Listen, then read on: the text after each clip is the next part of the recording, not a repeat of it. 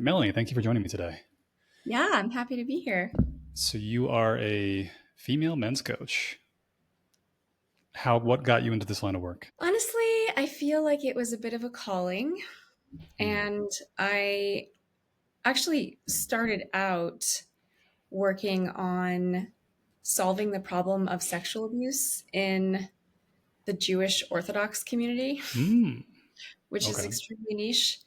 And to make a long story short, I realized that in order to address big problems around sex, we need to establish a safe sexual culture.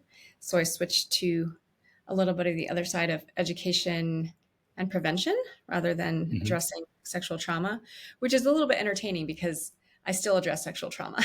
Lots of my clients and lots of their partners have that experience. It's 1 in 3 girls and 1 in 6 boys, so it's a lot Jeez, of yeah. people. But anyway, so I switched from that and I became very interested in dating and relationships and healing and growth and all of that. And I was fortunate enough to start to work for a boutique dating company in Washington, D.C. And then I kind of branched out on my own from there and have been working with Jason Lang, who you had on your Hmm. podcast, for almost 10 years now, working Wow. with men. And I have my own podcast as well. The Dear Men podcast, right? Yes. Yeah, I listened to the episode. I actually took some notes on that. It was a good one. And it's interesting how there's a lot of, I don't know what the wording is here. Let's see if I can find this my notes. So much of the problems I think we see is a function of miscommunication, but not realizing that so much of the communication is nonverbal. Yes, Yeah. that is a good way of putting it. There's a lot of interesting data about how much is communicated non-verbally, and it ranges from 82% to 91% of communication is nonverbal. So actually, our words are some of the least important things that we're saying all the time. And we talk a lot to our men about it's more about how you're being and less about what you're saying. And Hmm. that's also true in a business context, not just in relationships, but we're always reading people and getting a sense of, in particular, how comfortable or safe we feel around them. And that has a lot to do with how regulated that person is. And that Yep. is not what their words are saying, Well, what this is what everything we. else is saying. Yeah. Yeah, I know a lot of what I'm interested in as a recovering nice guy is just it became amazing and fascinating to realize how much my words did not match my body, even though my brain was convincing me that my words were matching my body.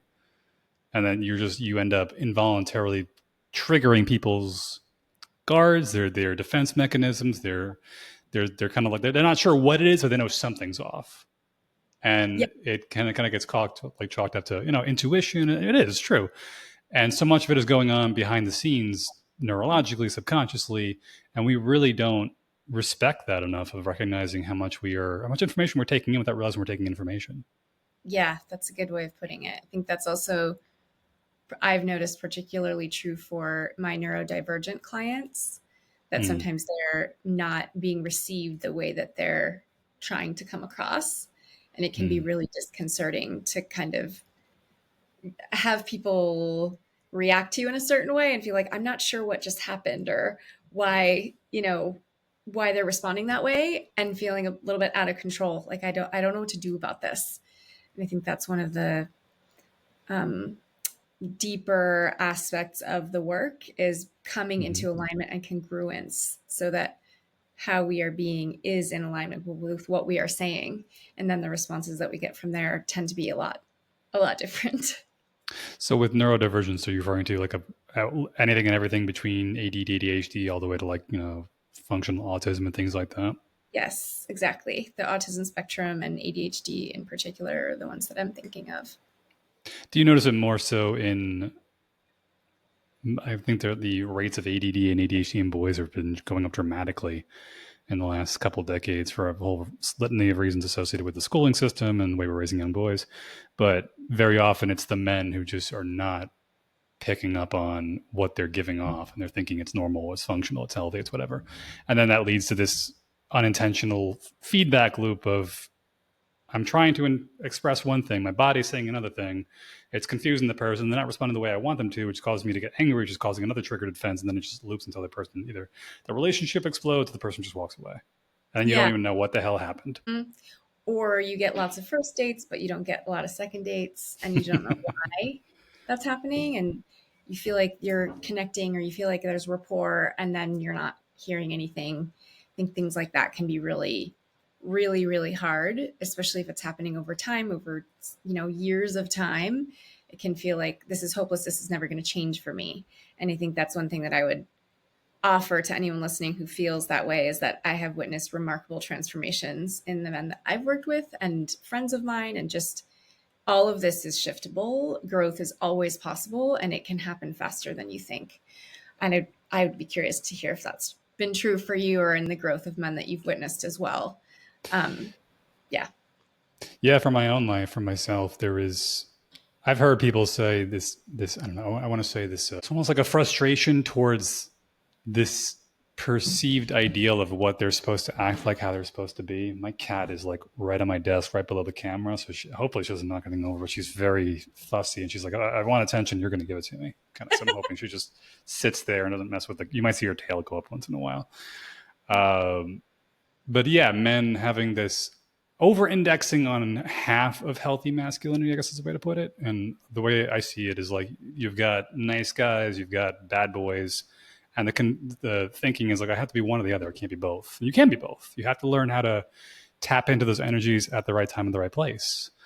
But a lot of nice guys think they have to be a tattooed six pack badass, and a lot of six pack badasses can't figure out why they're only interested in short-term hookups and never get anything long-term. And again, like it's those two guys coming together into one person, like a healthy, grounded, masculine man, and not being afraid of that other side of you. Yes. I was just talking to Jason about this, about what is what are women looking for now? What is a man supposed to provide? Supposed to is in air quotes. Mm-hmm. And it used to be obviously financial security.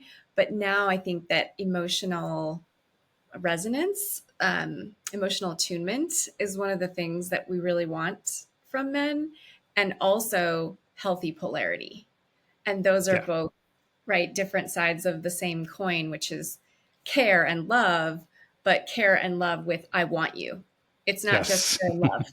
It's I care about you and I want you. And I think I really loved what you said. I jotted it down, over indexing on half of healthy masculinity. And I Mm-hmm. think to your point, a lot of the men that I work with have the care part down, but they're still leaning into how do I provide healthy polarity? How do I access that part of my power around sexuality, of Mm-hmm. the I want you part?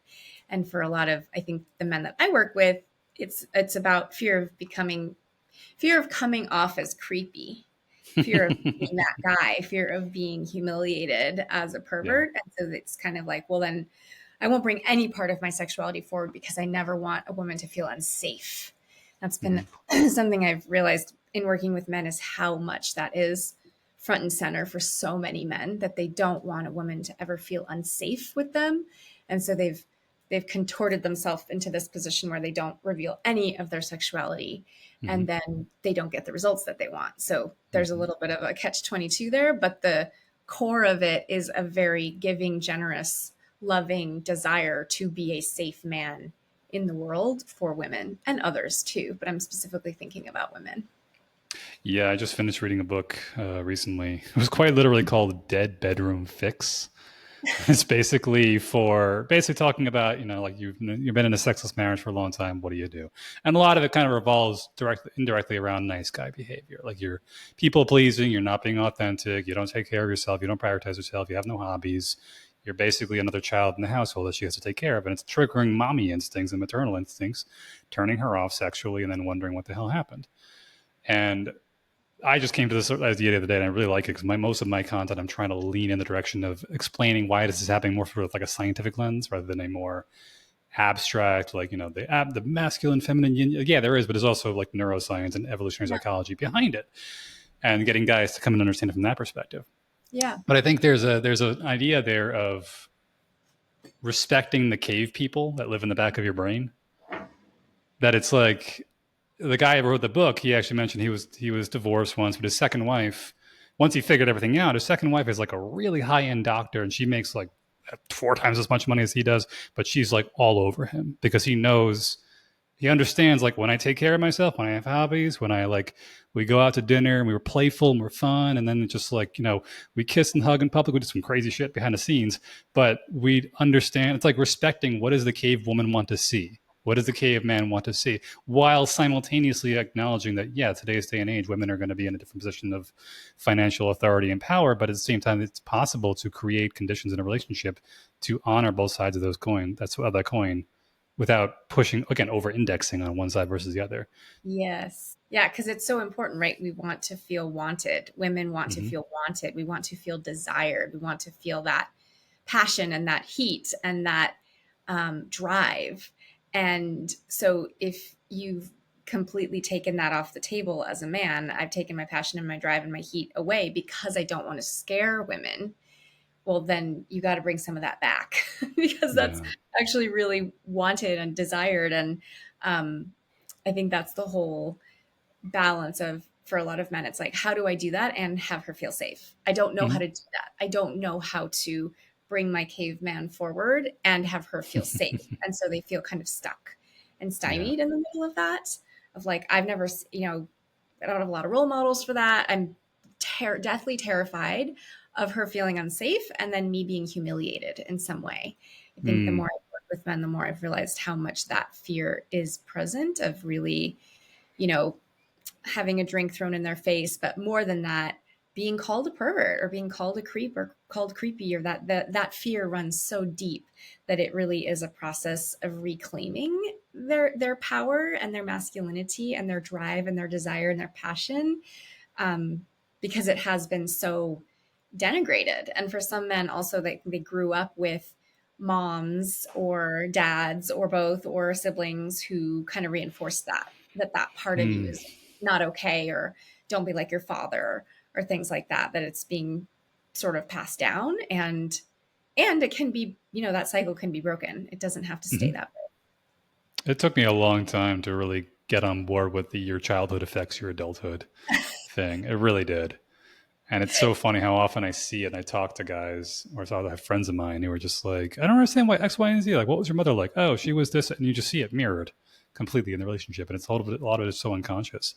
Mhm. But like you said, it's a matter of embracing those sides of you. And I think today, like a lot of like back in the day, we had an over indexing of, I wouldn't say toxic masculinity, but just like male control and restriction, which ended up kind of flipping it back really hard with the feminist movement towards extreme. So it was not extreme, but like feminine expression and power. And now we're just kind of trying to figure out where the balance is because Yeah.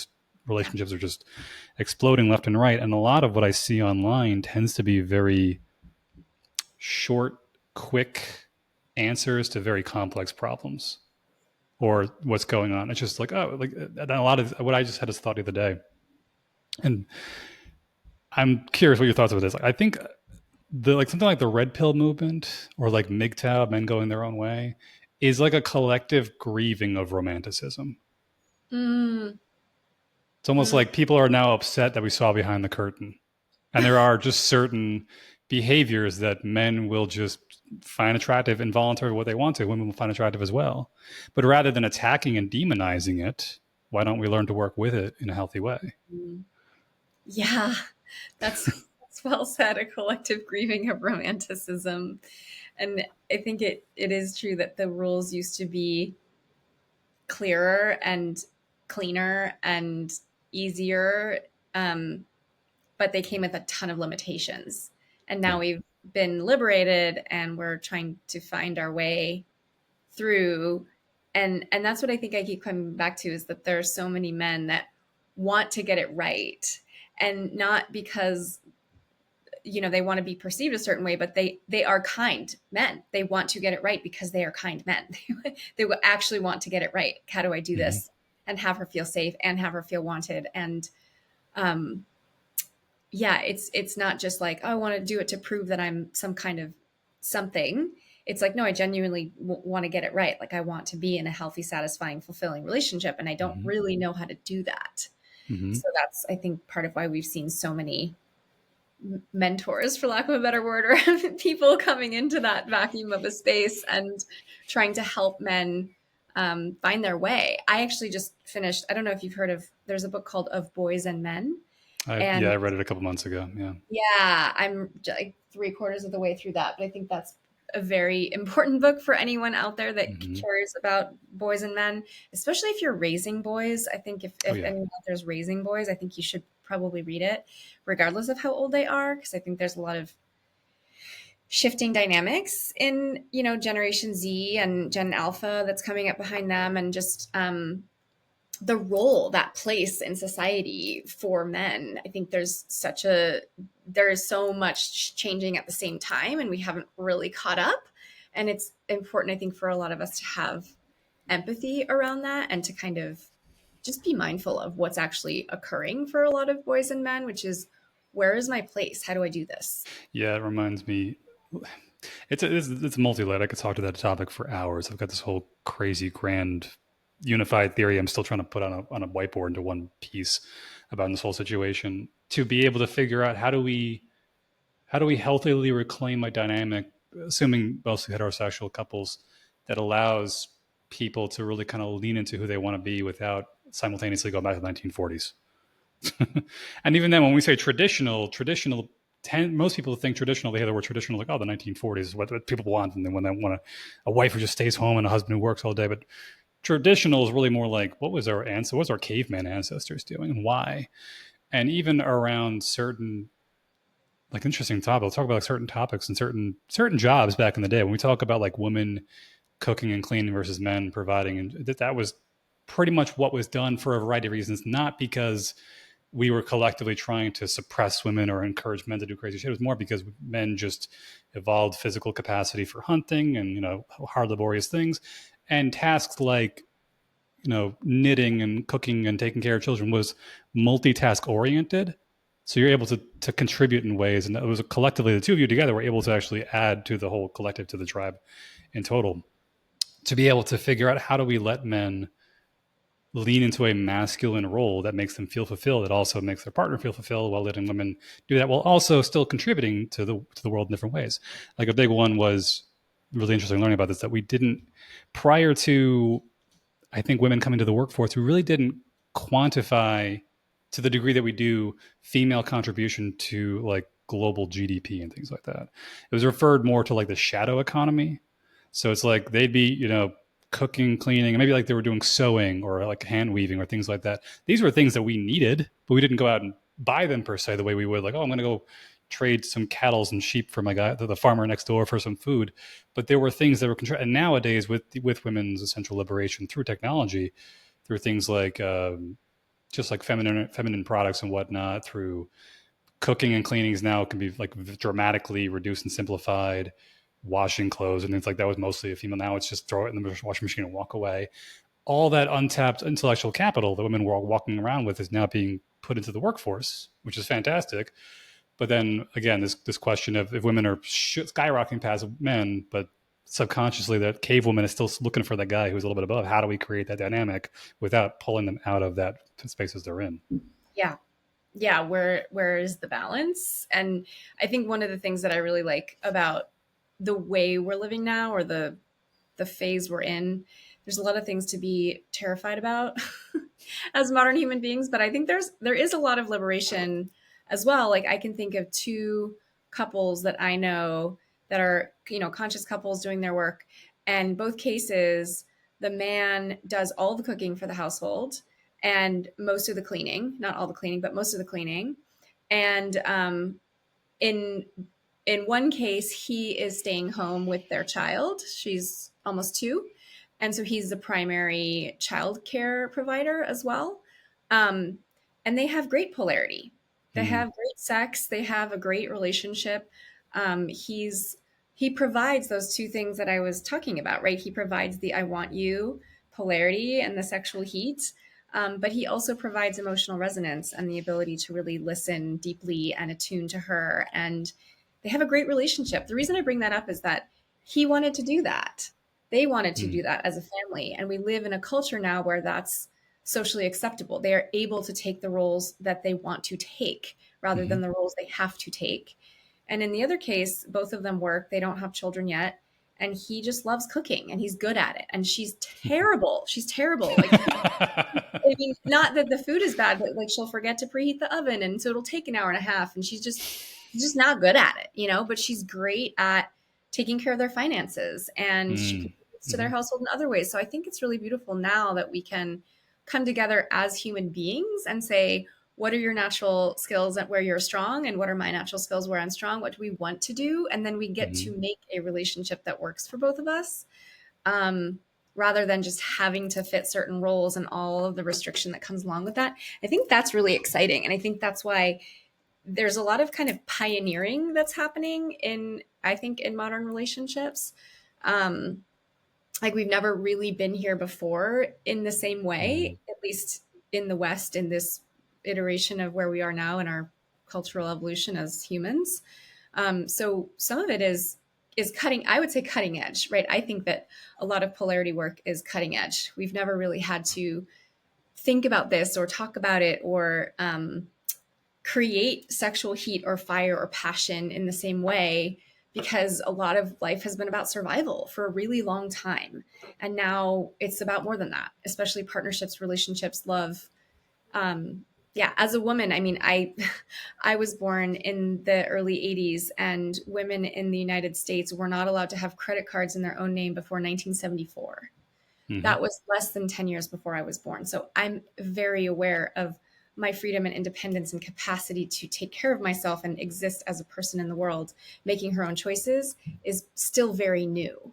And what comes along with that, and how do we still have healthy, fulfilling relationships, it's also kind of new. There's been so much, yeah, there's just been so much that has changed so quickly. And I think that we're still catching up, and some people are doing it. So I find that inspiring as well. Like, oh, it's like the psychology of happiness, right? The study of happiness and positive psychology. Let's look at the people that are doing it. What are they doing? How is that working? Yeah, yeah, yeah. Yeah, and a lot of things. I remember the podcast that you had sent me. There was a lot of discussion around men basing their self-esteem on pleasing a woman. A lot of this, like a lot of binary questions, a lot of difficulty in unpacking and unraveling certain aspects of just the masculine experience for a lot of men who are just convinced, like from a young age, were taught, you have to be tough, you can't cry, girls are crazy, like they're just going to sleep with you, whatever the crazy stuff may be, or how a marriage is going to pan out. It almost becomes like a self-fulfilling prophecy where you're told this is how it's going to be. So you make a point to create the same problems that your parents had or your friends had or your family had, rather than trying to really dig down deep and understand what the dynamics are and what you want it to be. And especially with the men, the ego thing is a big one. How much that ties in combination of just natural innate competitiveness, but also layered onto culture that basically prides itself on some degree of like peacocking for men and like having some degree of you're not a man unless this and you're not a man unless that, and how it can be. I know for myself, and even growing up, I remember when I was younger, like how many times, I think early in my teenage years when I first started having sex, it was just like afterwards I'd be like, so how many orgasms did you have? Was it like am I big enough and this is good enough? And it was just like, you're fine. I love you. This is me. Like I can't believe it. I don't know if it's sure that, and it's just like some way of quantifying my status. Whereas it took me a long time to be like, oh, she actually does like me for me. And like we can actually talk and figure out what works and what doesn't work. And if something gets screwed up, it's not going to be the end of the world. But Yeah. yeah, my ego was very sensitive back then. I think a lot of men go through the same problem of their identity being entrenched in this idea of being Superman. Yeah. And it's interesting that you you mentioned orgasms and sexual satisfaction, Yeah. because I am right now working on a course to help men with premature ejaculation, delayed ejaculation, and erectile dysfunction. Um, Mm, and so I'm doing a series of qualitative interviews to understand better what the male experience is.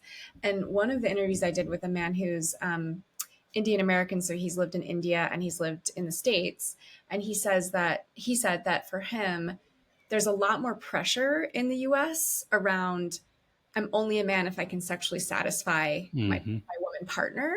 Where he said in India it was less like that, or he felt that pressure less. So I think there's also culturally something about um, being able to please her is a signal of his manhood, which is different than I want you to have pleasure because I want you to have pleasure, Mm-hmm. right? There's a difference between I'm really enjoying that you enjoyed yourself versus, oh my God, I made you come, right? Because if I made you, it means that I'm okay as a man. It means that I'm providing what I'm supposed to be providing. It means that there's this benchmark that I'm hitting. And there's a subtle difference there, but it is different. It's like, did you come because I want you to feel good versus did you come because that makes me a man? And I thought that was a really interesting contrast of someone that's got some international experience. And I don't know if you have any international listeners, but I'm always interested in people that have cross-cultural experiences of all of these dynamics, which I do have because I've lived in different countries. Mm-hmm. And I feel like in my experience, a primary difference is the amount of shame that men feel in North America. It feels a lot higher than other places that I've lived, including Latin America and Europe, where, I was approached a lot more and men were a lot more forward and a lot more open about sexual interest everywhere else I've lived than in North America. In North America, there's a lot of hesitation and there's a lot of fear and shame, and that inhibits men. And so it's Mm-hmm. happening on a cultural level. It's not just there's something wrong with you. It's like, no, if you're a man living in North America, that's the cultural soup that we're all swimming in, is kind of like fear of saying the wrong thing and being canceled, sort of, or Or Me Too, yeah. that word, but being shamed in some way of like being that guy or being a pervert or called creepy, or all the things that we started with. I think there's a cultural fear and shame that we have here, like a cloud, that I've not found as much in other cultures. Have you read No More Mr. Nice Guy by Dr. Yes. Robert Glover? When I first started coaching, it was actually a prerequisite. I would only start coaching a man if he'd read that book already, because I thought it was so foundational. Yeah, I think that there is something in there to there is a cultural aspect to it. I think it's like, again, it might be this overcorrection from like early feminism. I think was a fantastic movement, and the question becomes like how, not how far is too far, but certain iterations when it went from like we just want to be able to like vote and have a job and hold a credit card. Now it's like men are just evil monsters who need to be eliminated by some extreme iterations of it. But there may just be these echoes through family, even a lot of other things too, echoes through all this stuff from generational level, that like a lot of the guys that I know I grew up with, we had similar backgrounds. We kind of found each other because we had similar home lives. And then once I kind of read the book and started reading and learning about the stuff, I realized like, oh man, my father, my grandfather, his dad, his mom, his dad, holy crap. And then within the nice guy behavior, I think there's an interesting, another book maybe you've read. This Is Your Brain on Birth Control by Dr. Sarah Hill. Mm-mm. Really terrifying, but interesting. It's basically, she's a hormone researcher, female, and she did like pretty much all the current data we have right now on birth control and the effects on women. And one thing they found in particular is that, and this is where it's interesting, it overlaps with like the nice guy, bad boy thing, is that generally speaking, not always, but generally speaking, women, when they're in there, will say like I think it's the second half, like when they're about to menstruate into menstruation phase, they're usually more attracted to like softer, more like nurturing qualities. Yes, Whereas I've if seen they're going to be, those. yeah, if they're going to be like, if they're fertile half, they're just like, masculine, tougher. But it just sounds to me like the nice guy and the bad boy. You need to know when to pull out which one, depending on what. Like if she's, going through a period, she's going to be very sensitive. Her hormones are high. Things are going to be like a little more painful, whatnot. She's out in the mood. Just give her some space, and then in a week or two, when she's ovulating, she's going to be jumping on you because you're the sexiest caveman around. But what the birth control does is that it puts you perpetually in I think it's like the premenstrual phase. I forget exactly what it was. And what they actually found was that there was a number of incidents of women who would meet a guy while they're on birth control, fall in love, get married, decide they want to have kids, get off birth control, lose all interest in the husband. And there was basically a theory under that kind of said like, we may have unintentionally been creating a generation of nice guys because a lot of women who have been on birth control have had this effect of almost like altering their sense of reality. And that a lot of men will just basically, a lot of men who don't have a sense of strong authenticity of who they are and embracing their masculinity will just like, what do you want me to do? I'll do it. And make you happy. Yeah. That's interesting. I'd not heard that. I would be interested in reading that book. I think the other thing that I think about a lot is how incredibly isolating it is to be a man. I Mm, was teaching a breathwork course to some of my men, and as part of that, we read a poem, and I was the one reading the poem. And it started out with, "To be a man is," and then there was this pause. And when we were debriefing later, one of the men said, "My immediate response was, to be a man is to be lonely."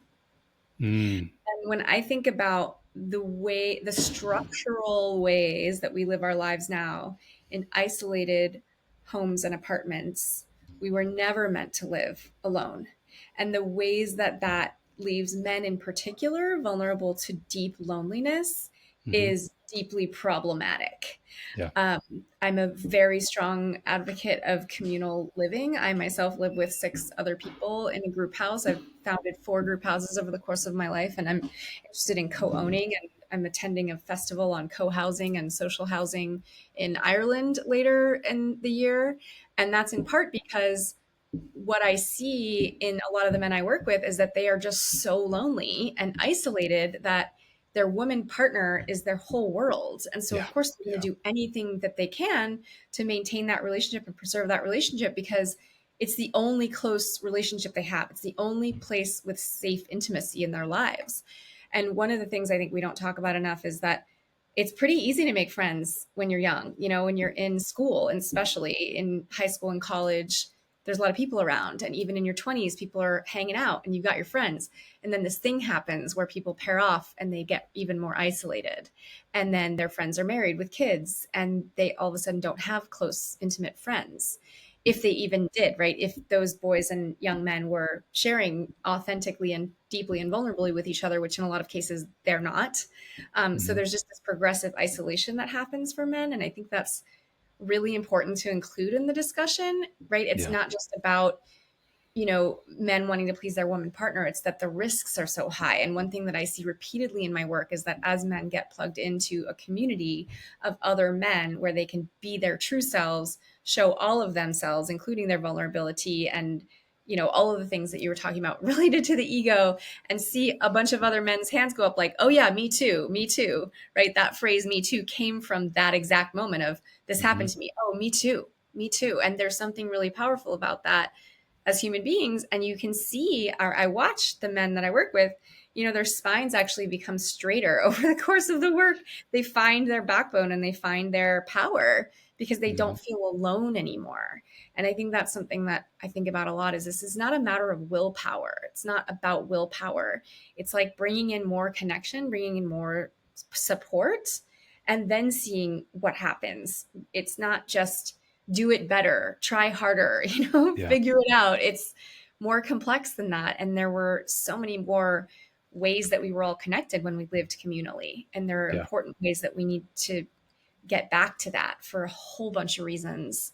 But loneliness is one of the major ones. Yeah. I actually just moved from New York down to Georgia. That's where I'm living right now. Right on the border between Georgia and South Carolina in the United States.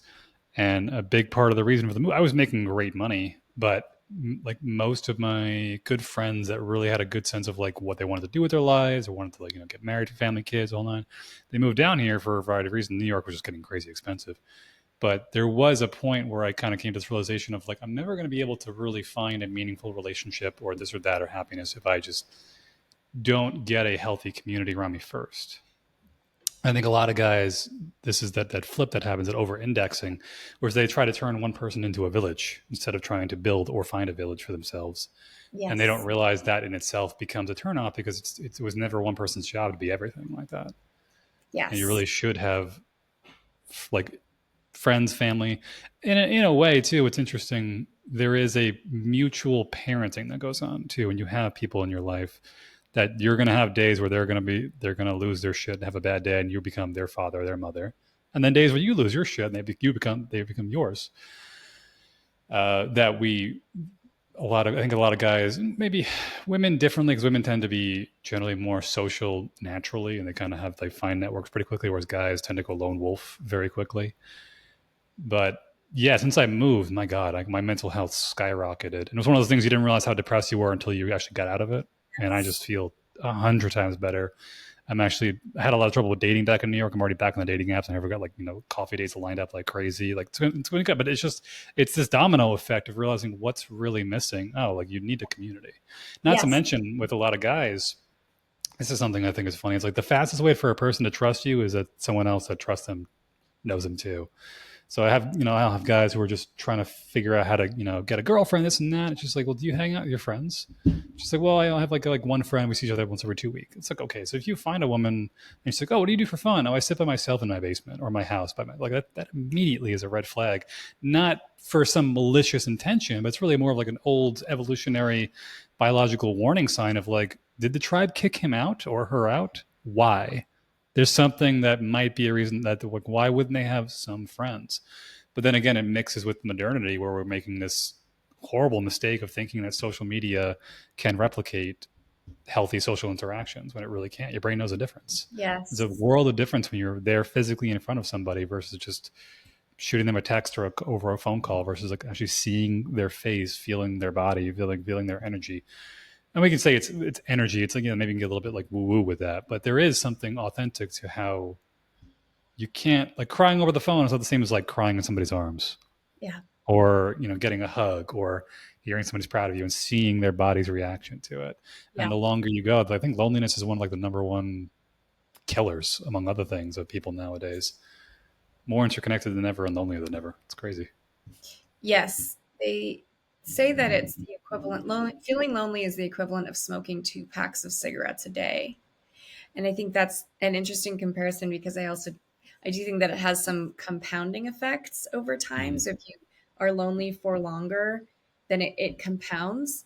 Um, there's some really interesting research on co-housing. So the National Co-housing Institute for the US just did their national conference and they released a bunch of data. And one of the things that they talked about was that the feeling of connection and the feeling of belonging. And, you mentioned that, mental health outcomes, when you have a sense of belonging, everything else improves, everything else just improves. It's like a rising tide lifts all boats. Mm-hmm. And Mm-hmm. so sometimes in dating, to your point, a lot of what we do in our work is in order to have a healthy relationship with a woman, you must have healthy relationships with men. And Mm-hmm. that's something that we just released an episode on because it doesn't, you wouldn't necessarily think that. You're like, oh, I need dating advice. Want my dating life to be better. And one of the first things we ask is, how's your friendship life? What's happening in your community life? Yeah, yeah, yeah. We just don't talk about it enough. And in my opinion, I think we need lots of alternative structures around housing, how we actually live, how we our living environments. We should be living in environments where we have connection built in, and we should have to seek out alone time rather than we have alone time and we have to seek out connection.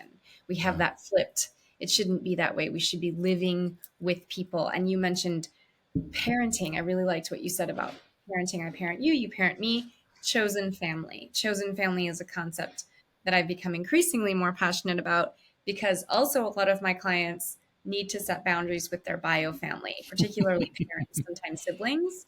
And so who's going to fill in that role? Who we need family around us, but it's not always going to be our bio family. Sometimes those relationships are places where we need to establish boundaries and have, limited contact in some cases. Individuation is a thing. And then in choosing our family instead, actually choosing people that we rely on, that we trust, that we care about, we're going to show up for them, they're going to show up for us, they're our emergency contact, etc. And actually prioritizing them, as in moving closer to them, moving to Yeah. be on the same block in the same neighborhood, seeing them every other night, actually having meaningful contact. The house I live in, we have a 2-bedroom apartment upstairs and a 5-bedroom downstairs. So we have 2 different units. And if the couple upstairs wanted to have a baby, they could do that. And they could do that in community instead Mm-hmm. of isolated with very little Mm-hmm. support. I think we need more of that, more creativity around structures of just ways we can live together more and better. And that's connected to everything else. People are like, oh, how does that relate? But to me, it's obvious. Oh yeah, it's huge, huge. And the problem I think with America and maybe other countries as it's progressing along is this idea of hyper individualism, thinking like you need to have your own house by yourself with just you. And what I'm currently getting through reading Mating in Captivity by Esther Perel. And it's so funny how often it's like the problems in the intimacy in the relationship is a matter of just a number of different things. It could be childhood things, could be this, but very often it's like I make a point to say like, two parents is not enough for one child. Yeah. It's really not enough. And so we make this we tried it back in the 40s and 50s where it was just like, oh, you just stay home by yourself and raising the kids all day, and then you come home and you wonder why she's right let her lose her mind. Because Yeah. like one child, Hysterical. let alone two or more, is a monkey in a zoo, Yeah. basically. Yeah. And we used to have, I mean, even in my house, there are just so many adults to take care of things. Hmm. There are just more of us to take care of. Our fridge went out and one person went to the store and another person called about the rebate. And, we had a bunch of people taking care of it. It's not just two parents and two kids. It's so overwhelming to the Mm-hmm. parents. They're just underwater. And I myself am probably not going to have bio kids this lifetime. And I think a lot about the aunties and uncles and how much we used to be intimately related because we Oh were yeah. living with the kids and we were there all the time. We could help with the cooking and the cleaning and all the rest of the householding and the childcare. And now we're in our isolated apartments. And so you've got the parents underwater and you've got the aunties and the uncles with depression and anxiety separated, feeling useless and withdrawn rather than an intimate part of a household where we're all Yeah. together and we have that sense of team and belonging and all of that. And so back to chosen family, for example, I read these stories all the time, but there was a single mom in DC and she bought a quadplex. It's a longer story, but she bought a quadplex and basically what ended up happening is three other single moms moved into the other apartments and they all co-own it. So they co-own Hmm. a complex and they're raising all the kids together and they have different pets and things, people to celebrate with. And they say that their quality of life has increased 300%, Yeah. all of them, because the financial burden is also easier. Everything makes more sense when you're sharing more of the load. And it's a great setup for a partner to come in, like, can you imagine, like, she's well taken care of, she's got a lot of support, and your partner coming in, you're like, you're not going to be the sole provider of whatever it is that she needs, emotional needs or otherwise. You're Hmm. coming into a family system, a Yeah. fun, raucous, enlivening, passionate family system. I think we all need that kind of lifestyle somehow. I don't know how it works because we have so many single homes built already, single family homes. But Yeah. well, we can find our way. Yeah. I noticed this even with having moved. Is a lot of the communities near me. A lot of them are what's like they're kind of private communities. But I think we it's like how many grandparents did we lose to Florida? Like, how many generations of like siblings and aunts and uncles and grandparents that just moved away because it was just maybe about better weather, but just because it was cheaper or more affordable, whatever it was. But what do we give up in response to that? And I think back to the point about like the community aspect, even for men, just men having a men's group, a men's community, some kind of we lost a lot of these male only spaces through time. And now I think what we're seeing is the kickback and the result. And a lot of this tying back to this idea of there's another book, and the book title is a little bit on the nose, but it's called Feminism Against Progress. It's written by a woman who is a feminist, but she was like an earlier iteration, not the current version. And one point she made was the fact that a lot of men just don't have spaces to just be amongst other men. Because I think the idea is like, well, they're going to be conspiring, they're going to be talking about horrible things they're going to do to women. Like maybe there are some places, unfortunately, the internet has plenty of that, but in any case, like guys just being around, like young men being around older men, maybe at the pool hall or cigar lounge or something where they go out fishing together. And there's just lessons and energy in there that you can't replicate necessarily with mom around, with a woman around. It's just because the dynamic just immediately shifts as men just instinctually go into like this macho man, I'm tough man Yeah. phase, whatever it may be. And it's totally involuntary. It's not like they're going like, oh, everyone be quiet, act like a bro now because she's here. It's just, well, like your body just takes over. You don't even realize it happens, Yeah. and needing those kind of spaces to recuperate, kind of rejuvenate, getting other male perspective, holding accountability, maybe having like a male shoulder to cry on and things like that. That Yeah. we're losing it, and then men are just like exploding left and right as a result. Yeah, and I think that's true of a lot of, you know, populations of people. We need to be around people who are having a similar lived experience as us. Mm, A similar lived experience. You know, I connect a lot of people to a lot of resources as part of my job. And one of them is I work with some couples as well as single men. And one of my couples, his mom is aging, mm, and she's a caretaker for her husband and also her sister. So she's caregiving for two elderly adults while being elderly. And long story short, I connected him with several support groups in the area for her to be around people having the same lived experience, which is mm. being an elderly person and caregiving for other elderly people. Because there's a certain amount of no amount of compassion that he provides will be able to help his mom. She Yeah. needs to be around other people who really just get it. And Hmm. I think that's what you're pointing to of men need to be in safe spaces with other men who just get it, who just Hmm. get it, just been there or are there right now. There's just something inherently healing about that. And yeah, I think that's part of why, probably why you and I are passionate about what we do, of to kind of bring those spaces back and highlight them and, you know, make them known. These are available. These spaces are available. Come and join us and come and help these movements grow. I would personally love to see men's groups for any boys that identify as a man or a young man in school, you know, in school settings, right? I think that every boy should be in men's groups starting at like 12. There Yeah. should be those groups where men can drop in with each other and boys and young men. It's hard to say when the word man or woman starts. You know, we used to have more of a demarcation in a lot of cultures. There was a ritual. We don't really have that anymore, but I would like to see a lot more of that. And in my high school, we did have personal growth camps, like retreats, sort of. And those were some of the most formative experiences of my life. And they were similar. They were co-gendered, but they were sort of like safe spaces where we could drop in and get real with each other about what's actually Hmm. happening in our emotional lives while we're going through high school, which is a period of huge transition. And I would like to see those, to have people that are going through this a similar lived experience be able to be together and talk about that as they're moving through it, rather than feeling like I'm all alone and all of my problems are solo. I have to figure it all Absolutely. out myself. Yeah. So let's switch topics a little bit. I'm curious, when you work with guys, do you have to do, how much of the work do you have to do in trying to get them to, for lack of better words, lower their ego in order to kind of like do some healing from the relationship? I know personally, it, yeah, I had a lot of ego around relationships in the past, mostly around sex and things like that. And a lot of I discovered porn at way too young of an age, as a lot of young boys do, unfortunately nowadays. And I think my guess is that it really influenced a lot of my perception around what healthy romanticism and sex and intimacy was.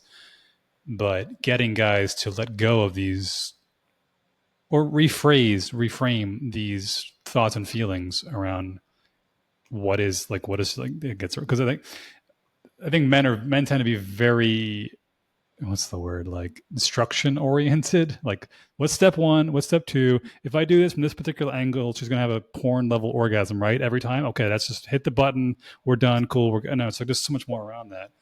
But getting you to let go of, like, it's not about the, like, my favorite thing, one of the guys, I do massage therapy, and aside from the men's coaching, and one of the guys I used to work with for massage, and so he'd be telling me, he was a little younger than me, like in his early mid 20s. His, like, I was hanging out with this girl, we hooked up, blah, blah, blah. And somewhere along the line, he's like, yeah, I mean, I'm not like, like the biggest dude ever. And immediately I'm like, oh, there's that, penis envy thing. And I immediately stopped it and I was just like, okay, listen, think of it this way. Like, your junk cannot compare with the size of a baby, and a baby can fit through there, but she still wants to sleep with you. So it's not the size that matters. It's other things. Like, don't worry about that. That's, to me, that's the way I see it, at least. It's just like you think like, oh, if only I was. No, it's 99% psychological, Yeah. maybe 95%, whatever it may be. It's funny about the baby. What Yeah, was I it? can verify that as a sex researcher. It's really, really not about the size of the cock. It's really not. I asked over 1,000 women about the men who are best in bed, and I think less than 2% of women mentioned penis size. 98% of women did not even mention Hmm. it. It was Yeah. just not on their radar. Um, but depth of presence and attention in the bedroom, over 70% of women mentioned. So there's a fact for you. Also, I thought it was interesting, when we do these kinds of research studies, we go in with our hypotheses, right? We think this is what's going to be shown in the research, and then we get different results. One of the things I found really interesting was how many women talked about the lead up. Oh So yeah. the date, the lead up to the, so when they talked about the men who were best in bed, a lot of them talked about the text messages or the phone calls or the playful, mischievous flirting leading up to the act of intercourse. And as a sex researcher, when I was going in thinking about men who are best in bed, I was very much on the page of our culture, which is mechanistic, right? It's like, oh, it's the Mm-hmm. time in the actual bedroom. That's what we're going to hear about. And that's what's going to be important.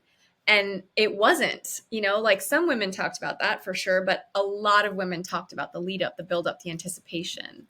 And that's something that it doesn't matter what your cock size is, for example, for that. Like it really doesn't matter. And I remember a very famous, or not a very famous, this is a famous story in terms of the, my experience of sexuality. This woman talked for at length about how good this man was in bed that she was seeing. And I mean, went on and on and on and on. And at the very end, it came out that they'd never had penetrative sex. I don't Oh. remember why. There was some reason why, and it didn't even matter. But it was like not important to her. It was just not important to her. She felt so desired and taken care of, and he was so present, and she experienced so much pleasure, and she just felt really in her body and really in flow, and just she was head over heels for this man. They didn't have, quote, traditional sex. They never had intercourse, but they had long sexual encounters, and it was really arousing and all of this stuff. And that story has always stuck with me because it's so surprising, the way that we think about sex is so mechanistic and Mm-hmm. porn centric. We would think like, wouldn't that be like detail one that you would mention? We don't fuck, but blah blah blah. And it was like, no, at the very tail end, it was like, oh yeah, then that part doesn't happen. We don't. So I know from me, I had my sexual ego basically shattered when I was like 18, 19 years old. Needed to happen, give it credit, because it actually was one of the best things that ever happened to me. And it was actually by an ex-girlfriend who I still keep in touch with. So she probably will see this episode. She knows the whole story. It was helpful. We ended up breaking. We were dating for a while. I was very insecure. I was the nice guy, bouncing back and forth. Finally ended up breaking up. We just stayed friends. We've been friends for years now. But I think you mentioned this in your podcast about it was either you or the woman you were talking to about how women discuss sex with other women in a way that men just do not at all yeah, whatsoever. And she made the mistake of saying something out loud to this guy during a date and it completely shut him down.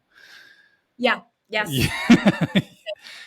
And it was something about how he was like, oh yeah, every girl that I sleep with has, crazy orgasms. She's like, what if they're faking it? And he was like, what? No, how dare, no, absolutely not. I refuse. And then it just like ended up being the shittiest date ever. yeah, But I was in college. She was in college. She went to college way far away. We both were having some issues with our own current, spouses at the time. And she was pretty much on the verge of, ending it with the guy. And she had she was on vacation or an internship somewhere. And she met with some guy. It was going to be like a quick fling, have some fun, no big deal. And I remember like the night she was going out, I was just like, yeah, just make sure let me know you're okay. Cause I like, it just makes me feel better to know that you're not going to get like, kidnapped and your kidneys are going to get sold in the black market or something crazy like that. And she ended up calling me later on and she told me everything. And and she was like, that was like the absolute best sex I've ever had. And I was like, we used to have sex. Now I feel like a complete piece of crap right now. oh, But I'll never forget talking to her. It ended up being a catapult moment because a lot of it for a long time I was carrying a lot of pity, a lot of like mope. I want to be in better shape. I want to be, and just not doing anything about it.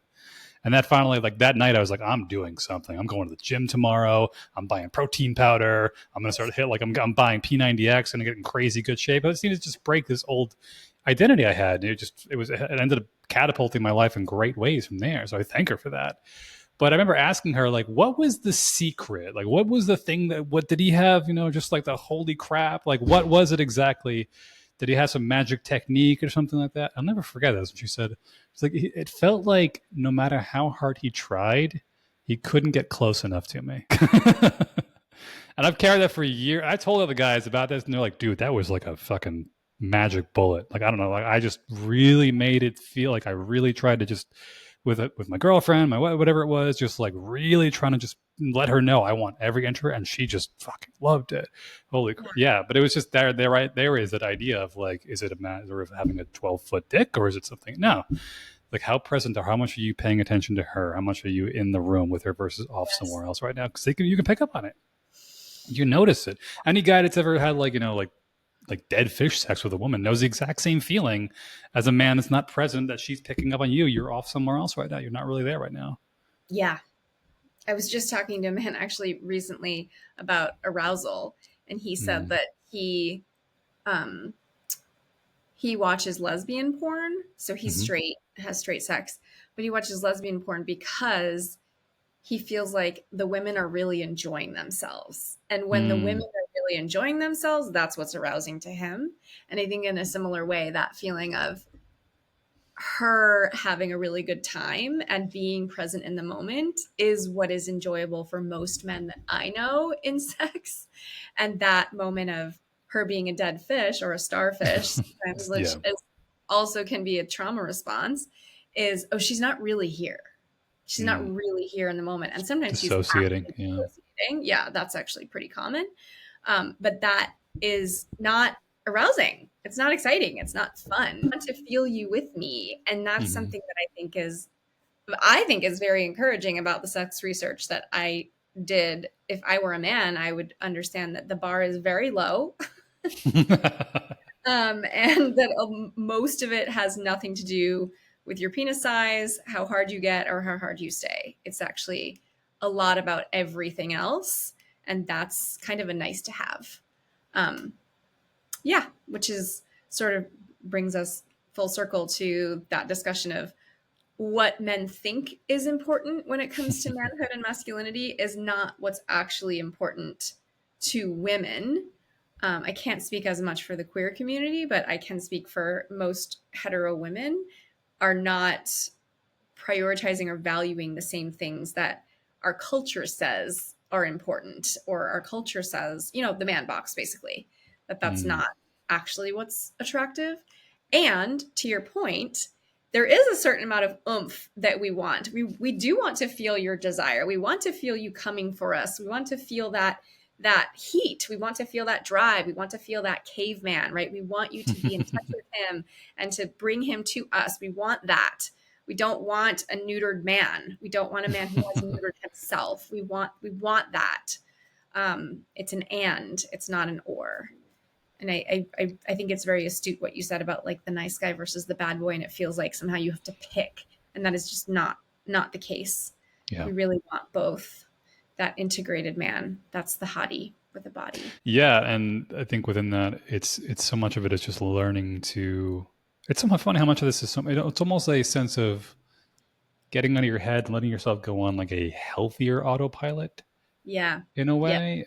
That I noticed this with one of my previous girlfriends. Was like I got to a point with her where I just knew her body, her timing, her everything. We ended up having like tandem orgasms and things like that. It was crazy, it was amazing. But it wasn't some like magic technique or thing I found on Reddit trying to figure out how to do all this stuff. It was just when I got to a point where because when I was younger, I was like I felt like I need to have abs, I need to have big muscles. Da, da, da, da. It took me a long time to understand like women don't care about your body as much as you think they do. Yeah. And when I got to that point of just saying like she clearly likes me, so I'm just going to stop worrying about this and worry about her, and the lines of communication that were nonverbal that opened up between us, which led to just like mind blowing sex along the way, is Yes. crazy. And you can't really put it in a book necessarily. You have to like a lot of that is just a matter of what are the brakes, what's applying pressure to the brakes in your mind of not letting you just go into like a healthy comp, like what's triggering you, what old traumas do you have, what are you still nervous about, are you expecting something, versus just saying like I'm me, I'm cool with who I am. Dr. Robert Glover, like comfortable in his own skin, knows where he's going, is having fun getting there. Just getting to this point of saying like you like me or you don't like me, I'm good either way. Yeah. And then translating that into like healthy sexual desire, and even with a long-term relationship, not having that neediness but that wanting. Two Yeah. very different Yeah. things.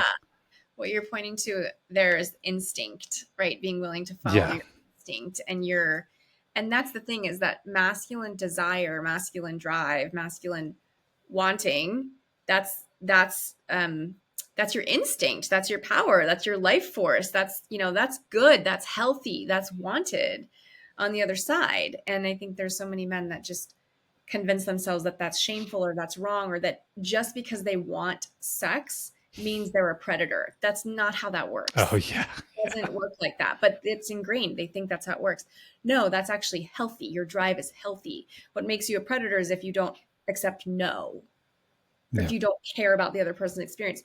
But the drive, that's healthy. That's what we want that.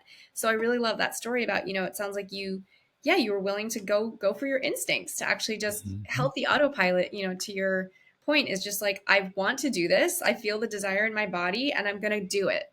That's what we really want to get to. And that's what we find exciting. It's like, oh, it's exciting. He wants me. He's coming to get me. Like, feminine desire is often responsive desire. We are responding to Yes. your want. So if you're not bringing it to us, then we're kind of like a light switch that's not getting turned on. Like you flick the light switch, you turn us on. That's not exactly, there's more complexity there, but there's something really life affirming for me about a man coming towards me. And I'm not just talking about dating, I'm talking about in long-term relationships as well. Hmm. Feeling his desire for me, feeling him come towards me, it's exciting for me. It's a turn on. It's like light. It's life giving. It's life affirming. Yeah, and I think the other half of that coin is learning to read where a woman is at within her life, her job, her career, her menstrual cycle, whatever it may be. Just learning to pick up on signal. Like this ties back to like this nice guy thing, or even just the idea of expectations and having a healthy relationship with expectations. The idea like you may have an interest in her, but maybe it's not the right time. Maybe she's not feeling too good, or whatever it may be. But you take it receptively and not like you're not offended by it. You're not taking like like she's rejected me. Oh my god, what's wrong? Like maybe there's a myriad of reasons. Have you sat down and talked about it? Have you had an open conversation about it? We like, and there's God, the amount of people who don't talk to their spouses. Yes, Oh my god, like I'm always astounded by that as well. insane. But how much of that it could just go such a long distance? And I think there is this I'm gonna say it's not a taboo. It's like it's a misconstrual of what a long term healthy relationship is. It's like once the sparks are gone, then what? And it's like, well, then it's communication and talking and planning and figuring out what you like and what you don't like and talking about and experimenting and things like that. The sparks tend to be well, like the honeymoon phase. We'll say what it is, but then beyond that, you might have just sit down and have like just figure out what is the dynamic. And it's something again. This is the romanticism thing. It's like I personally think there's a big benefit to the idea that we now understand human relationships and sexual dynamics and behaviors. We understand the cave people better than before.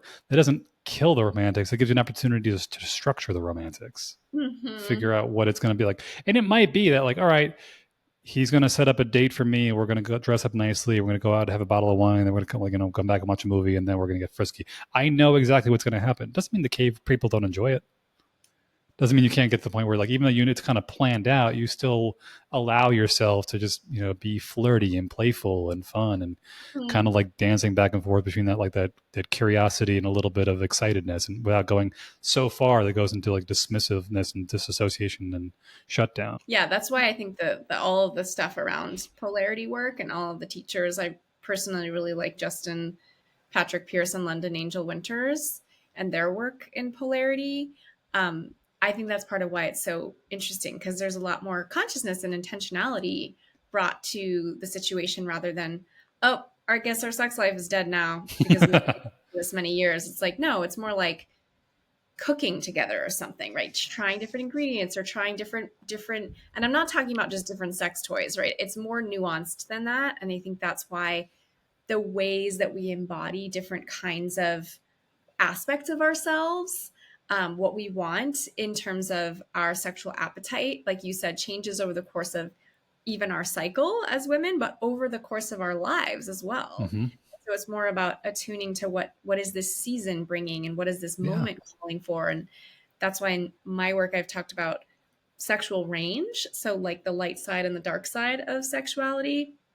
And there's really funny, interesting quotes from the research about the way that women talk about this. Like, you're not going to break me. I want you to ravage me. Like that for different moments call for different kinds of sex. And if you Yeah. only reach one side of the range, then you're not going to be as satisfied. And that goes for both feminine and masculine. It's not just one side. There's sort of like the soft, radiant, willing, receptive, but then there's the more like, I'm going to dom you, and that, and we all have access to all of those parts, but a lot of us aren't painting with the full spectrum. We're just over here in one side, and we're not trying different things and experimenting, going to workshops. There's a lot of things that you can do that are effective and interesting and dynamic, and it's not just about the sexual act itself or the different positions. It's more psychological, and it's more emotional, and it's more. I remember one person saying, when we want to have hotter sex, I lie down on the bed with my belly up, and he puts his hand on my stomach, and he says, "What are you not telling me?" Like in our relationship, what's something that you haven't told me, that you're not telling me, like something you're scared to share. And then I Mm. share it, and it's like really edgy, right? And that's not necessarily going to be something nice or good or happy. It's not going to be something vicious, but there's a lot of things that we withhold from our partners, and those they build up. They're kind of like plaque or something. And so whenever they do that exercise, like they never really know what's going to happen or where it's going to go, but it almost always leads to hotter sex, because Mm. that's what I'm talking about, the dark, quote unquote, dark side. And I don't just mean dark as in bad. I just mean dark as in the mysteries, the darker places, the places that haven't been brought to light. Those tend to have a lot of dynamic power. And when you go there, when you're willing to go there as a team, you're going to see sparks. You're going to see sparks. It might not be the honeymoon period, but yeah, you get some healthy tension in the room, you're going to have sparks. And that's not something, that's not about a sex toy. That's about the two of you as a pair. Yeah, yeah. What was I had something I wanted to mention. I'm blanking on it now. Oh, Although yeah, I'm this is the last one curious. thing we can touch into is like I've heard this concept, and I think it's a bit misconstrued again because I think it over indexes a little bit into the idea behind it. Is the men leading women in a relationship, and maybe vice versa, and how I think the over indexing to me comes to the sense of like I'm in charge. You need to shut up and listen, and you don't Mhm. question me. That's like even in the case of like healthy military rankings and corporations and whatnot. Like the best bosses are the ones that actually are responsive to their subordinates. They actually talk to them and listen, integrate their feedback and things like that. Not the one who's a complete a hole who doesn't take any suggestions from the person. And so, what does it mean for a man to lead a woman, and how does that dynamic work? Oh, that's such a great question. Yeah, I talk about this a lot, of the continuum of passivity to dominance. So Mm. if you're dominating someone, then you don't care about their objections. You're like, this is what we're doing. That's dominating. And then passive is whatever you want, or just not saying anything, or just leaning back. That's passivity. And leading is in the middle. So the way that I think of it is, I'll give you an example. This has happened to me where we're in the car and I'm kind of quiet, and he says, "You're kind of quiet. What's going on?" To me, that's leading, which is not, "Are you okay?" Right? So, "Are you okay?" or not saying anything would be passivity. And I think dominating that circumstance would be like, "Oh, so you're just not going to talk to me now."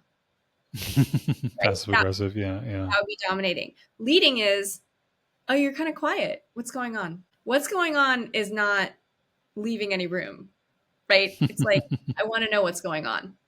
What's going on? And then you listen to the response. But that's something that I really emphasize to my clients, is how we talk about women's intuition a lot, but I think men's intuition is very strong.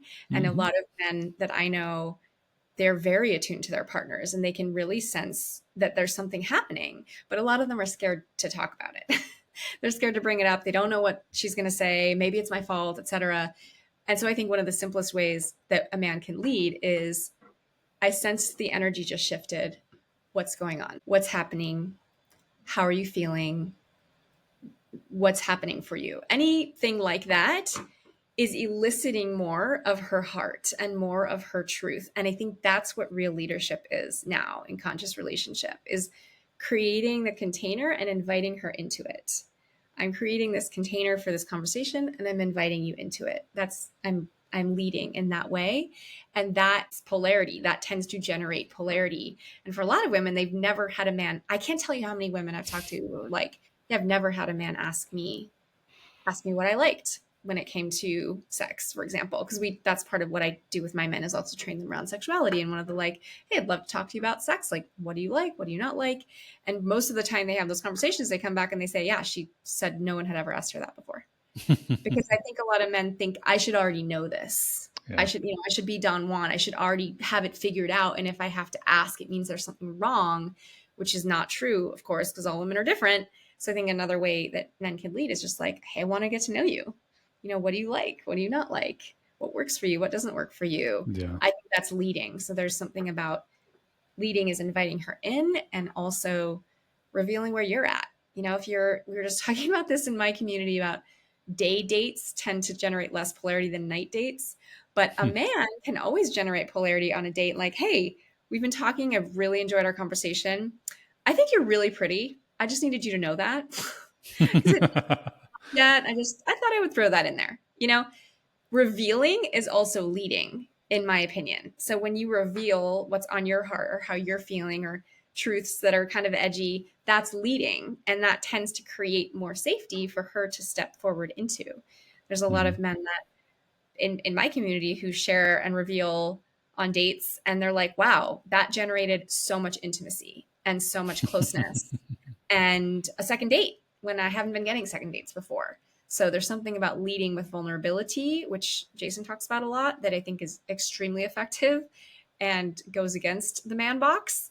That also leads to, just closeness and love in long-term relationships as well. I think that's one of the most effective ways that men can lead, and ways that I've been led in my past relationships that I've loved the most. Those have been the moments that I've loved the most and felt like the most, in my feminine. Even if the conversation wasn't happy or light-hearted, I felt like, oh, he's leading. He's showing up for this. He's inviting me in to the conversation instead of me having to be the one to bring it up. Yeah. And I think within that too is, you mentioned the masculine container thing. Like I try to find ways to explain this to guys about like masculine, feminine dynamics and energy. Part of that, it's like I think the way we describe it is like the masculine is like, it's structure, it's form, it's direction, it's purpose, whereas the feminine is more like flow, creativity. It could be anything. It's the unknown, it's the uncertainty, but it's the exciting of the moment. It could be the chaos of the moment, a little bit of anything. And how that structure needs to have a certain degree of sturdiness to it to handle that feminine is going to enter into it. And so within the context of having these difficult conversations, sometimes it's a matter also of being emotionally grounded enough to be able to handle a deeper, darker truth that you didn't want to hear. And I think, for me, one of the big ones that really helped to kind of crack open this was it was actually a guy who actually was red pill. I actually had him on my podcast just early on. And he mentioned a book called, I think it's My Secret Garden. Oh my God, I love My Secret Garden. By Nancy Friday. Yes. I ended up listening to the audiobook, and while I was driving, I was like, what the hell? Like, I had no idea this was like actually going on in women's minds. But having just the respect for the fact that I think so many people, especially in the past couple generations, have had this idea of like women only want their one man. They only ever think it's totally normal to be in a healthy long-term relationship and see somebody else and go, oh damn, that person's really some thoughts just crossed my mind. I'm not going to do anything about it though, but it just crossed my mind. That's fine. That's okay. But it may just be that kind of uncomfortable truth of like, does she find other guys attractive? Does he find other girls attractive? Like, yeah, it's okay. That's fine. Yeah. That's not a bad thing. If they did, they wouldn't be alive. That's part of their aliveness. So if they're not finding other people attractive, something's wrong. They're depressed or something's been muted. That's part of our drive. It's part of our aliveness. It's supposed to be there. Yeah. And within that, there was a really good line within that Dead Bedroom Fix book. And he was talking about basically being brutally honest and having like, even if it's I heard this a number of times, other instances too, where it's like authenticity and honesty will always take you further in the long run. It might cause some waves in the short term and a lot of fun, but in the grand scheme, when the person knows they can trust you with telling the truth. They're going to trust you a hell of a lot more. They're going to be more vulnerable to you, more open with you, more intimate with you as a result. And he was talking about a situation where I think he was watching something like The Bachelor or something like that. And it's like one guy with 10 different girls. And with his ex-wife, if she had been like, do you find those girls attractive? And he's like, what? Oh, no, I only have eyes for you, honey. No one else whatsoever. They're all ugly. I think she's just like, bullshit. Stop fucking lying to me. Like, you can't be honest. But, and then now with his current wife, he's like, you find the girls attractive? He's like, you know what? The redhead's pretty hot, but I'd probably do like the brunette for like a one night stand. She's like, I thought maybe you'd be more into the blonde, but I could see that. Okay. And I was like, it's okay. I respect the fact that you're a human being Yeah. who finds other people attractive, and just vice versa. That book was a fantastic opportunity to be like, damn, like most of the women in the book were in committed relationships. They just had some fascinating, really, some of them out there, but fair enough, of different sexual fantasies and whatnot, but they were still happily committed to one person. And it's just, Yes. again, it's part of being human. It's okay. But getting guys to understand, like, that is not a function of you doing something wrong. That Yeah. is just an involuntary part of the human experience. And it's Yeah. okay. My my favorite part about My Secret Garden is that when Nancy Friday wrote it, she put out the call nationally, and women submitted their sexual fantasies via letter. So it was so long ago. They wrote actual letters Yeah. and sent them in, and I just remember thinking, what a fun, weird Santa Claus moment if you had all those letters in a sack, because the book is quite long. It's a Oh, yeah. collation of Yeah. women It's a lot. Yeah. around North America, and it's pretty erotic. I mean, and like you get It's an out there, understatement. um, varied. It's quite varied. But I just love the image of all of those physical letters and all of the women in all their different homes, kind of like writing down their fantasy and mailing it to Nancy Friday. I don't know. I just think there's something classic about that. Anyone who hasn't read it, I recommend it. It's dated, obviously. Also, it's quite dated now. I think people's fantasies would be very different now, but might be a fun project to do an updated My Secret Garden too. You know? Possibly. I mean, yeah, the fantasies might be different, but then again, there's like, have you ever heard of Rule 34 on the internet? There was, okay, so short version of it, there was this online community forum years ago. It was very, like, some good, some bad, not the greatest thing. It was called 4chan. And Oh, yeah, they got shut down recently. yeah. But one of the things was they had like a list of like the rules of the internet back when the internet first started. And one of the rules it was Rule 34. And it was like, if it exists, there is porn of it. That's so true. So I think, Yeah. like, if you can imagine it, there's somebody's made porn of it at some point. But I think within that ties in nicely with the My Secret Garden thing. That's so true. Yeah, I enjoyed that. I'm gonna remember that rule 34. But I think within the same thing, like, a lot of those fantasies were probably, and maybe even like, if you can find everything you want to on like porn nowadays. It's crazy. Anything, even with literotica, same thing. It's going in the opposite, but it's just the same thing. Is that, like, no there's no lack of variety within the human imagination. We'll put it that way.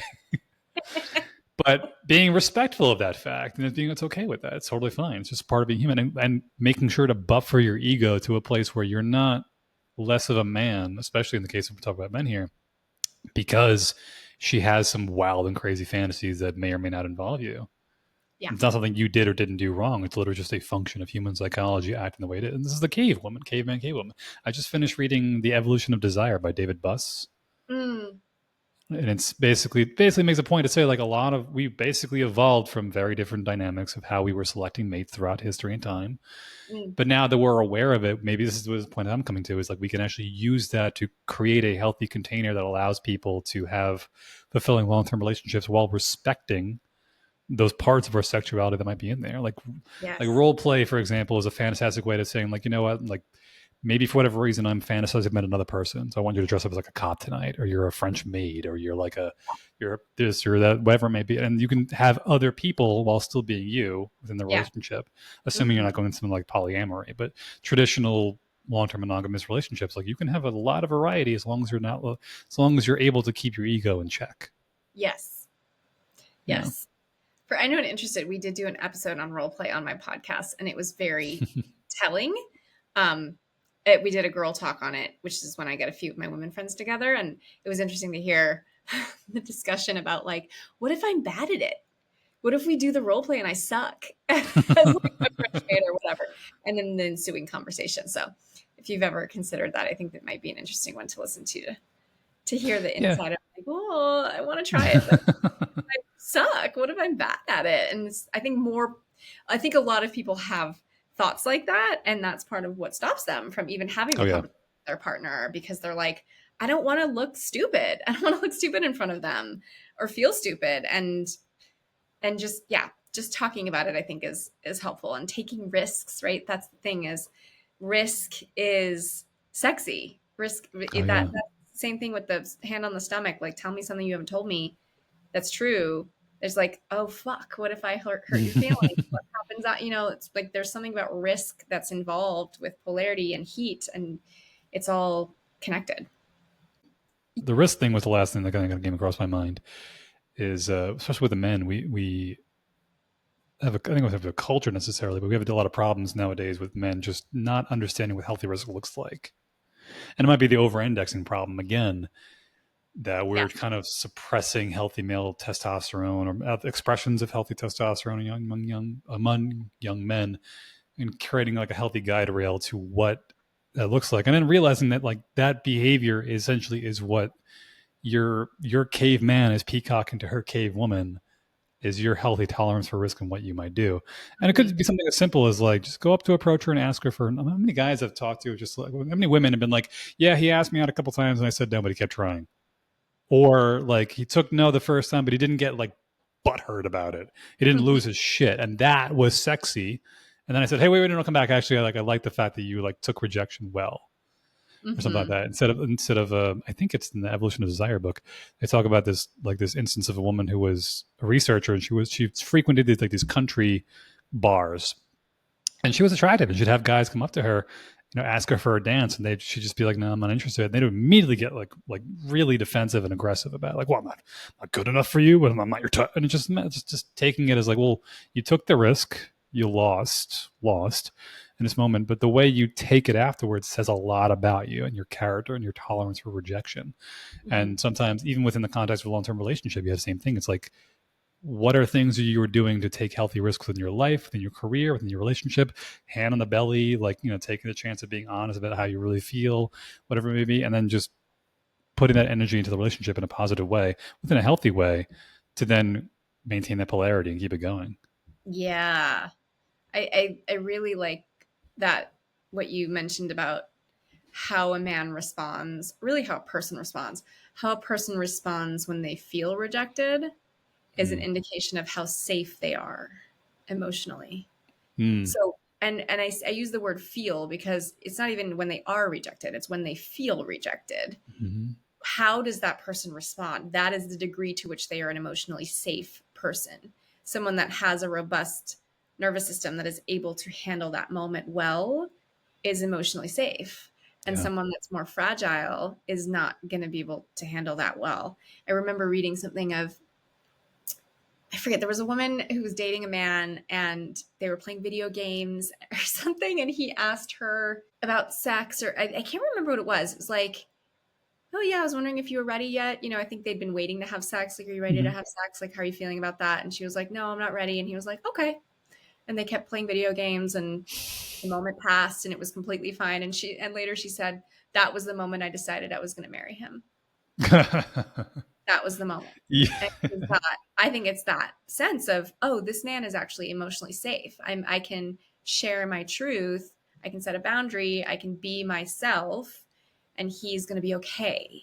And Mm-hmm. he's not going to punish me or take it out on me. So I think about that a lot in terms of my own fragility as well as other people's fragility. Yeah. How safe am I as someone that can take no, that can receive a no and be gracious and not shut down or punish or silently punish or somehow harm the other person because of my own, shame spiral that I'm in. I had one of my last girlfriends early on. We first started getting into it and things like that. It was like the second or third date. We're gonna get like hot and heavy, back of the car, usual stuff, whatever. And at some point though, I kind of stopped her and I said like, listen, I'm all for this right now, but if you don't want to tonight, I'm totally fine with that. And immediately she's just like, oh, respecting my boundaries. Oh my God, it's the sexiest thing you could have done right now. Holy shit. Like now, but it's like, but I have my roommates are home and it's kind of weird. So maybe not tonight, but it just, yeah, it was a me. I remember thinking at that moment, thinking like, I'd love to, but I'm not going to die. And Yeah. eventually this is going to happen pretty clearly because she can't keep her hands off me. So all I have to do is be patient and demonstrate restraint and healthy control, and it will eventually happen. But at that moment, I tell guys that all the time. They're like, really? That they thought that was sexy? I'm like, yeah, yeah. And you don't realize it's because it's an expression of self control and discipline, which Yes. many other things in your life you could do, like having a like going to the gym on a regular basis, or having control of your finances, or having control of like your sleep schedule, and having Yeah. a sense of the future purpose. That you're demonstrating discipline, which in Yeah. itself demonstrates a healthy tolerance of risk, which demonstrates a healthy sense of safety she can be around, which is going Yeah. to make her cave woman go fucking nuts, essentially. Yeah. Yeah. Yeah, that's a good point. I read a lot of chick literature, which is like right next to romance, sort of Mm-hmm. romance. And I always recommend to men that they read chick lit as well, because it's women writing men. You know, it's women writing how they want men to show up. And restraint is one of the themes that often comes across. Restraint in the name of taking care of her, which is part of what I hear in that story. It's like, Mm. I'm really loving what's going on, and I want to make sure that you're okay and that this is good and that you're, you know, enthusiastic consent, right? That enthusiastic consent is happening, and I want you to know that I will be okay if this doesn't happen, right? I'm not Yeah. going to punish you. Not that you said that explicitly, but that's part of what I think she heard, which is, I'm not going to freak out or punish you or think less of you or be less interested in you or whatever if we don't have sex tonight. And that there's a form of restraint there, and that shows up a lot in chick lit, is a man who is showing restraint in the name of taking care of her, and she's just like, oh, I want you even more.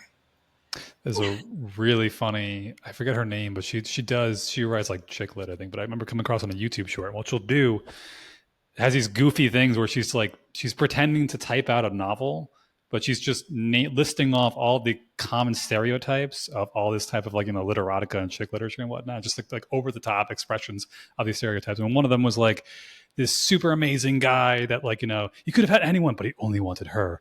And Yes. this one, and yes, one thing that made me laugh was like he had like his superpowers were lifting really heavy objects, like taking off his shirt and listening. Yeah, 100%.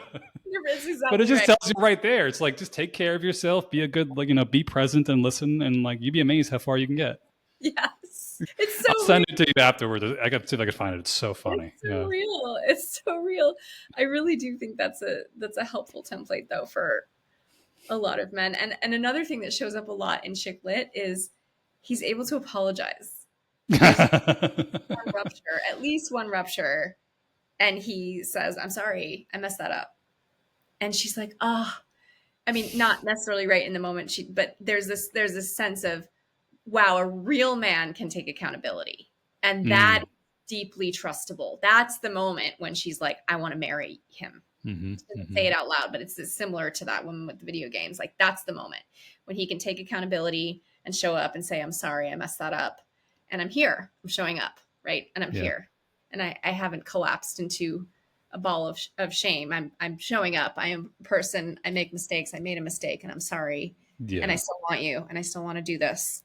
And that's like, oh, that is so trustable. That is so Mm-hmm. trustable and attractive and masculine. And I don't think it's an accident in almost every single chick lit book that happens. And that's one of the, I don't know, turning points.